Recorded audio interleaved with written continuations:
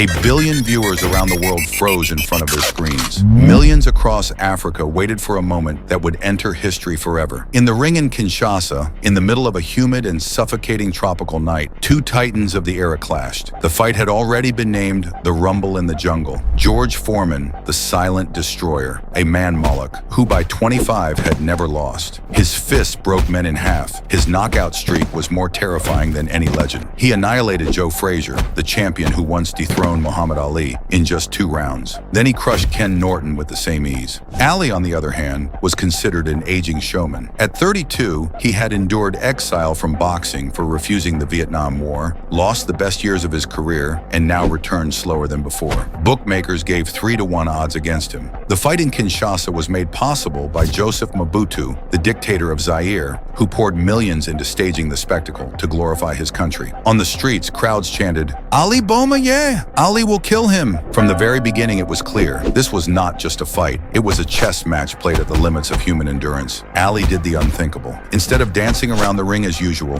he leaned against the ropes and began to use a tactic that would later be called rope-a-dope. He let himself get hit. He absorbed Foreman's monstrous punches on his arms, shoulders, and the ropes while talking to him, taunting him, mocking him. Every blow looked like another step toward disaster, yet behind it was a cold strategy. For 7 rounds, Ali devoured Foreman's strength. George unleashed everything he had, putting the weight of his shoulders and back into every swing. But more and more often, he hit gloves, arms, ropes instead of Ali's chin. And Ali whispered poison into his ear. "You can't hit for real, George. That's all you got. You're weaker than I thought." In the 6th round, when it seemed Foreman was about to finish him, Ali leaned close and growled through clenched teeth, "Is that all, George? That's all you got?" Those words cut deeper than any punch. The crowd erupted. The African knight trembled with cries of, "Ali Boma, yeah!" Foreman kept swinging, but he was fading. His shoulders turned to lead. His breath grew heavy. His speed drained away. He was a beast trapped in a cage, exhausting himself with every desperate strike.